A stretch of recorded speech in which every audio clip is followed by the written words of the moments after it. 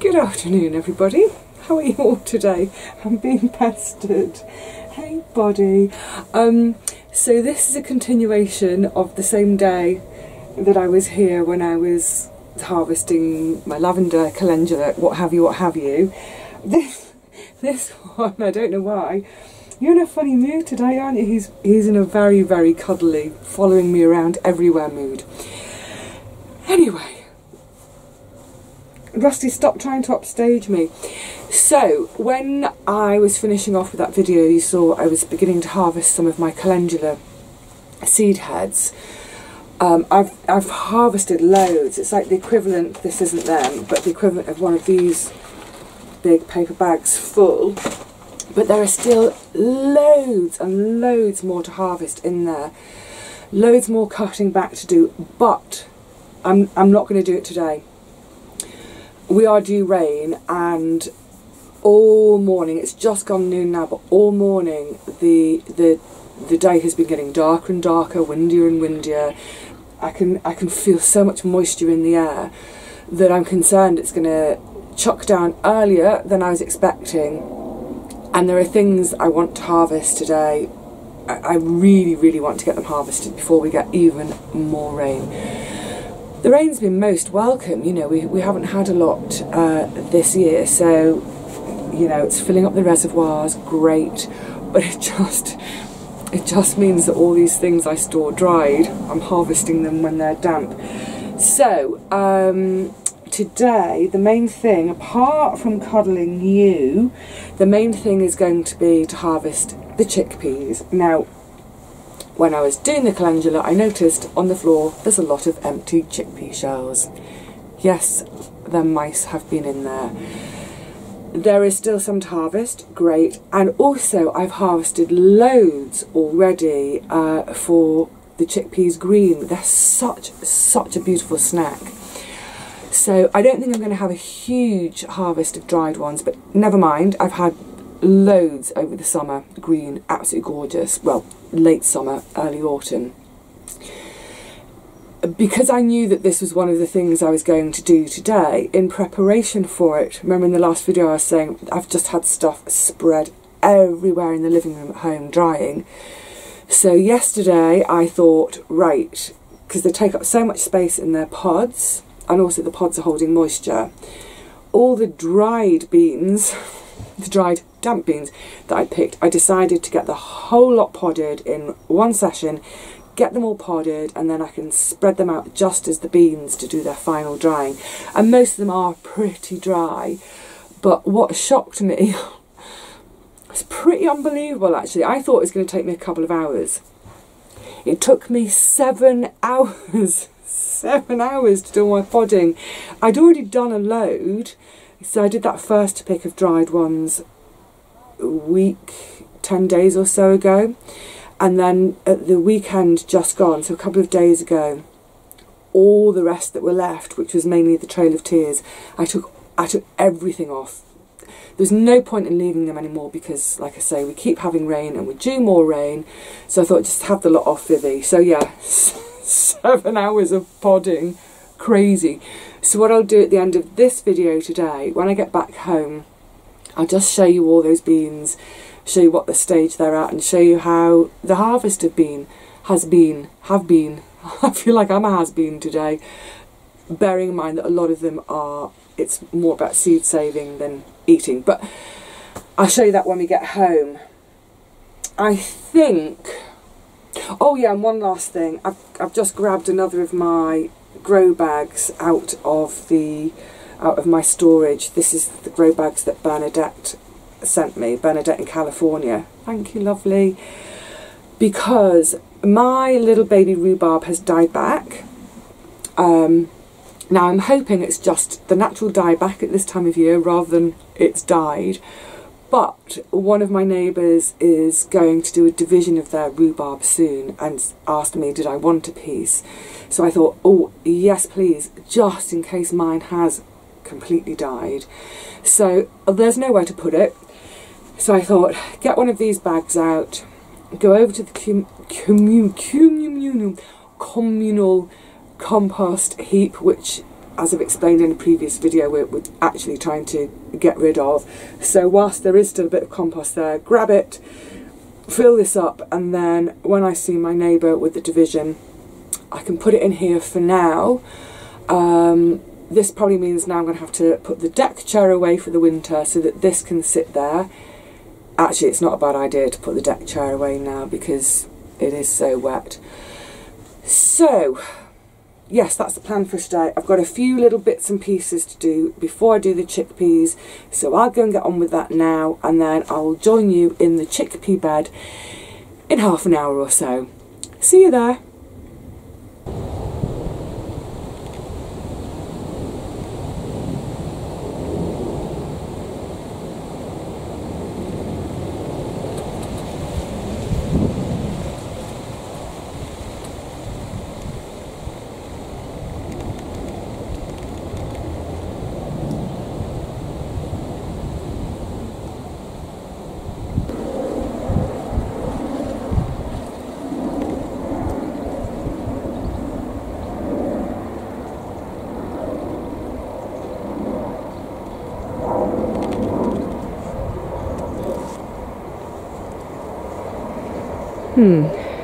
So much for putting the deck chair away for the winter to make space for this rhubarb plant.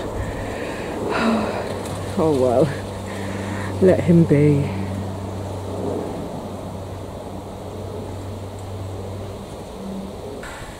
Good, so I've done all my little bits and bobs. Rusty the cheeky boy, he's happily sleeping in the deck chair, which means one of the things I wanted to do was go and get that compost to fill up that bag and put it on the deck chair. I haven't done that for now because oh, where's he gone? Oh no, he's going to sleep in the deck chair a minute ago. So let's crack on with this chickpea harvest. First of all, let me show you what it looks like to have a mouse invasion. Chickpeas on the left, parsnips and calendula on the right, and down we go onto the path. And look, let me just move the calendula aside a bit. Look at them, pesky little so-and-sos.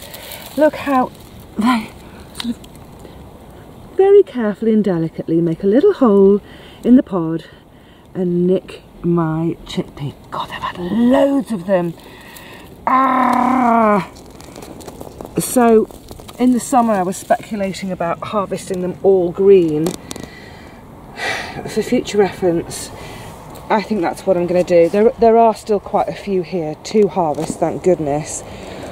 But, you know, I can't be having this each year. I mean, that's ridiculous. Look how many they've had. Oh well, never mind. What's done is done. Let's get on with what is there that's left still.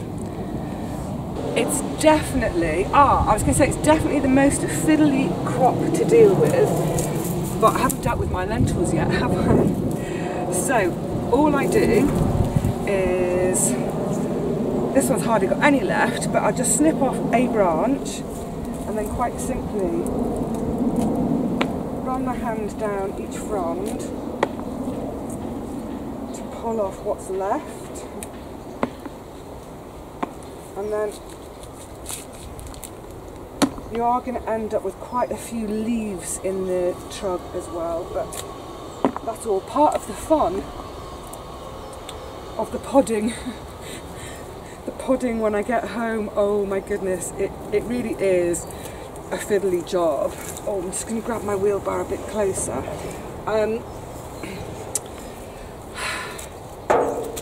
Is it worth it?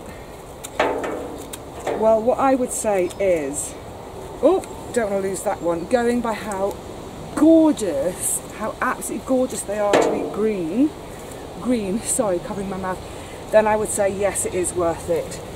But just looking at all that damage the mice have done, that damage has, I would say that's appeared in the last, oh, here comes the wind. Woo. I would say that damage has happened in literally just in the last 2 weeks. Therefore, note to self for next year, and I really, really must get on it next year, is do my harvest gosh, even as early as say the beginning of September. And think of it more as a green harvest for freezing rather than a brown harvest for drying. It's a shame because it's really useful obviously to have all the dried chickpeas in store over winter without the use of the freezer, and frankly my freezers are all so full already. I could do without having another green crop to freeze, but making space for something green is better than waiting and ending up with zero for dry. In fact, the way I might look at it for future is that it's not even a crop particularly for storing, but rather just sort of eating fresh throughout August and September. That's maybe a way to look at it. Just make the most of it when it is around and green. You know, I'm sure I'll find space in the freezer for a few of them, but think of it more like say with the rock and core beans and the helder beans, which I eat fresh over the summer, as opposed to freezing them demi-sec or even leaving them for drying. Yeah, I think that's the way to go with the chickpeas. Oh, curses to those little nieces. Do you know what though? I can't be too cross with them because, frankly, they're such sweet little critters, and oh well, I've kept them happy and their bellies full. All this material that I'm now, don't lose those three. All this material that's coming out now, I'm chopping it and I'm putting it in my wheelbarrow only for the moment, just whilst I do this so I can see what I'm doing. And then once I finish this job, big jellycopter. Once I finish this job, all this material is literally going to come straight back on this soil, because this bed is now going to be fallow until what will go in here next year. This will be the white onion bed next year, so it's going to be fallow now right through until April. So as I keep mentioning, you know, I'm trying to look after my soil. I don't want it to get pelted by the winter rains. I want to encourage worms and wildlife in there. So yeah, all of this material will go straight back on. I will add more material, any material that I can find, and then get it covered in cardboard. Good stuff. The other thing about the chickpea is, it's such a beautiful plant to grow. The flowers, the little diddy white flowers are so pretty. The bees love them. The bees love them, the mice love them. It's a nature reserve in the chickpea bed. But yeah, beautiful little flowers, gorgeous foliage. And when you can beat the wildlife to the harvest, absolutely scrummy. What better? My goodness. Yeah, this weather is about to be really naughty. Shut up, Vivi, get chopping, get on with it.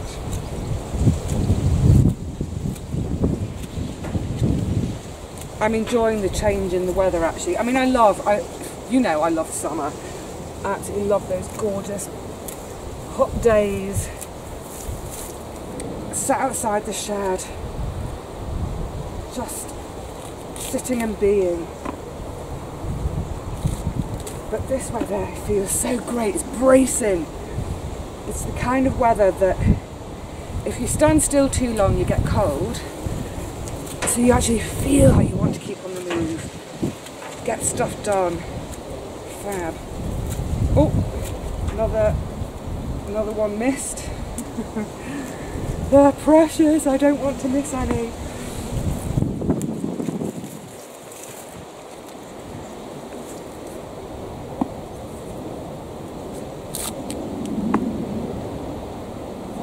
Okay, look, this is going to take me quite a while. It seems at the moment that every job in the garden takes quite a while, but we're not in a rush, are we? The only rush is against the weather, but otherwise I don't mind these sort of time-consuming, slightly more fiddly jobs. So I will get on with it. And probably, yeah, I'll just crack on with this. I'll see you back at the ranch.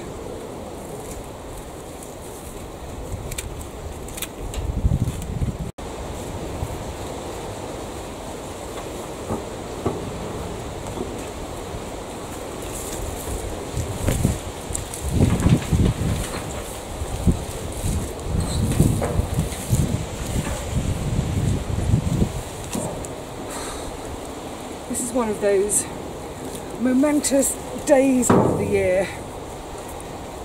It's rather bittersweet. It's my first bed that's going to go fallow. Oh.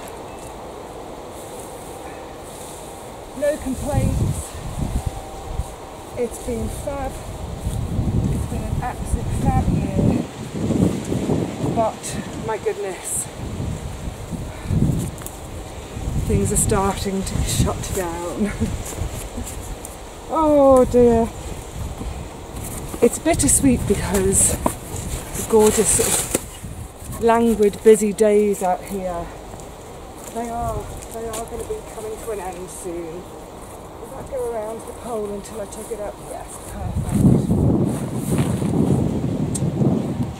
But on the other hand, it's that time of year when the garden is definitely saying to me, it will soon be time to rest. Goodness knows we all need it by this time of the year, don't we? Oh my goodness.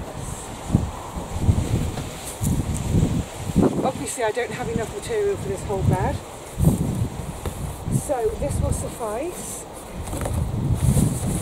for now.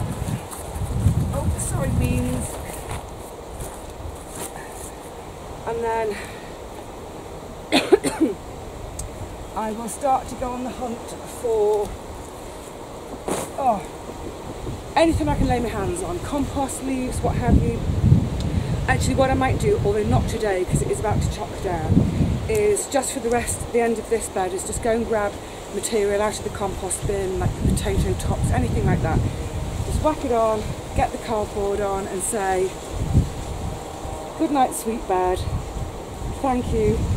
Thank you, beautiful soil. Thank you for working so hard for me again for another year. Aren't we lucky? Right, let's get this covered and let's get home and see to those beans, because it is getting a bit, like I said earlier, the weather is getting a bit naughty now. Ooh. Well, I'm back home now and out of the wind, so hopefully you should be able to hear me. And this is what I've got all over the living room floor. I'm going to show you and talk about this in a bit more detail sitting at the table. But these are my drying beans, which are mostly for seed saving. So let me take a seat and take you through these properly. It's probably because it was such a windy morning and afternoon. It was incredibly bracing out there in the garden. Now that I'm back indoors, I feel really sleepy. It's so soporific. So all that rain that's been threatening all afternoon and was making me get a giddy up, there's no sign of it, and now the sun has come out again. Never mind, it's gorgeous.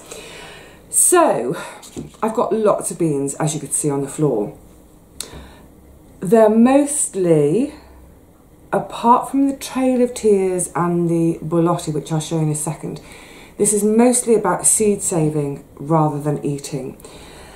So it doesn't look much, but for seed saving it's great. So I've had to label the cocos this year because they are different. Obviously the Sophie is a climber, the de Paimpol is a bush. I've also labelled my Beurre du Rocancourt because it looks quite similar to the Trail of Tears. It is actually a bit bigger. So as I was explaining, I think, oh, just let's have a moment of the sound. Oh, I could do this all afternoon. I feel beautiful. So do you remember when I was doing the podding party and I ran my hands through them? One more time. You can hear how they sound really different. So those that I was podding when they're still wet, green, however you like to call it, they're actually, when they're yellow, to freeze demi-sec, they had much more of a rubbery sound, and they're considerably larger. I mean, not massively larger, but larger, because obviously as they're drying, they sort of shrink, tons of them. So that's all my Coco de Paimpol, Coco Sophie. The Coco de Paimpol were much drier than the Coco Sophie, but I do need to spread them out on a tray in a single layer to have a really, really proper final thorough dry. And it's what I do with all my beans. They'll all get spread like the Coco Sophie, single layer, get them bone dry, and then they'll go into jars to go into the freezer to have a 3-day freeze, just to kill off any nasties that might be in them. Not just for the seed saving, but also for the ones that I am going to eat as dried beans through the winter, because there's nothing more disheartening than going to the larder, the pantry, wherever you store your beans, grabbing a jar and seeing all those little black specks jumping around inside the jar where they're starting to hatch. So the beautiful Beurre du Rocancourt, I wonder how closely I can show you without tipping them all over the floor. Gorgeous, gorgeous looking beans. I'll probably have a few more of those than I need for seed saving, so I will try cooking with them. With the Coco Sophie and the Coco de Paimpol, I've got way more seed than I need. Of course, it's way more than I need, but I've already got loads of people lined up that I'm giving seed to on my allotment site, that sort of thing.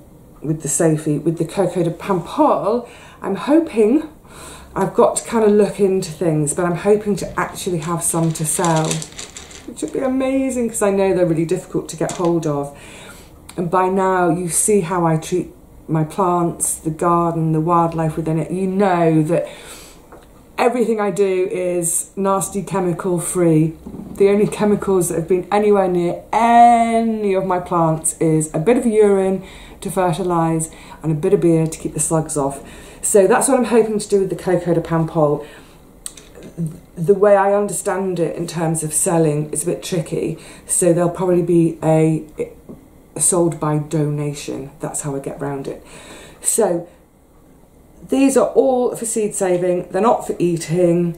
Both the cocos, you can eat them from dried, it's just the texture is nowhere near as good.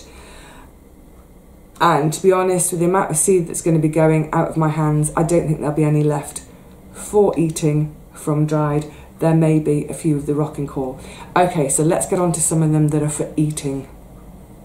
So I was going to say this is all of my beans for eating, but actually some more of this is seed saving too. This is my Helder, beautiful little white sort of kidney shaped bean. So the Helder and the Rocancourt that I just showed you a minute ago, the little black ones, I grow to eat the pods whole. So I will eat those. I mean, the first Rocancourt usually are appearing by the end of June. So pretty much the whole of July, August and September, I'm eating them, the whole pod, fresh. So this doesn't look like a lot of beans. That's fine. I've eaten a lot of beans. This is purely seed saving. Again, I've got a few people who this seed is going to go to. Obviously, I'll keep a stash for myself. And if there is some left over, I'll cook it up. I will eat them. Now, the Gigantes. So, over the years, I think I've been growing them for about 4 years now. I've realised that I actually prefer to save them demi-sec in the freezer because they're such a big bean. They take such a long boil. And they're about 2.5 hours to boil, and so often I don't have that time. And it's not even a case of, I mean, I know I can put them on the stove, walk away and do something else, but it's just having the organisation ahead to think they need their overnight soak and then they need the boil. I certainly wouldn't leave them on the boil and go out of the house, so I'm saving less and less as dried. Now, a few of them are a little bit pock-marked. Can you see that? Something's had a bit of a go at it. Those I'll save for eating. I don't mind eating them if they're a bit pocky. But for seed saving, I'm going to look through and only, let me show you both these, only save my absolutely perfect blemish-free ones. I want the best possible plants next year, so it makes sense to save the best possible seeds this year. So yeah, I'll go through them with a fine-tooth comb. I actually was hoping to have more of these dried because there were a couple of you who were asking about getting some seed from me, but I don't know whether I'm going to have enough spare. If I do, even if it means sending 2 seeds to someone, I will. But yeah, so that's more of the seed saving. Excuse me. Now on to the eaters. So let's just pop you there a second. If you remember, I planted 6 plants of the rattles. You're not going to be able to see it very well, are you? Gorgeous little beans. And of those 6, I ended up with 2 plants. Oh, let's just have another in the bowl moment. Oh, just running your hands through beans. Gorgeous. Oh, I'm going a bit Nigella. Oh, yes, but to me, that, I haven't weighed them, but there's probably, it's hard to ascertain. Oh, I'm not even going to guess. I will weigh them and let you know. But as far as I'm concerned, that much space in the garden for that many beans, not worth it. Remember, with everything else I've shown you so far, I've been either eating masses of them all through the summer and early autumn as fresh in the whole pod, or they've gone into the freezer demi-sec. I will show you the freezer at some point, not today, but I've got one freezer which is just beans. It's entirely beans. There are masses in there. So whilst the seed saving ones, beans, look like they're a bit meagre, actually I've got loads of cocoa de pampole, that's fine, it's seed saving. These were supposed to be for storing, for eating.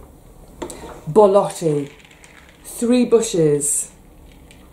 3 bushes, actually it's like 3.5 bushes, produced that. 1 climber produced that. So in fact, I'm not going to tip it up too hard. Oh, here's an example of the rubberiness. Can you hear how different that is? These were the Borlottis that were climbing. If you remember, they were the ones which were bright red, the climbing ones on the pole, bright red. I took them down because we were getting so wet. So they've been podded when they're still quite, there's moisture in, you can hear that. So I'll leave them out to dry. But I've got from one pole, 1 climbing bean, about the same as I've got from 3.5 bushes.